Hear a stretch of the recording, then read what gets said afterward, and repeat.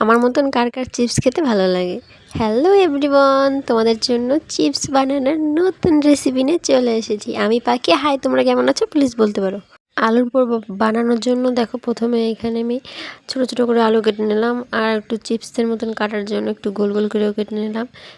দেখো এখানে জল বসিয়ে দিয়েছি, আলুগুলো সিদ্ধ করার আগে একটু লবণ একটু হলুদ দিয়ে সিদ্ধ করে নিচ্ছি। তারপরে দেখো আলুগুলো সিদ্ধ হয়ে গিয়েছে।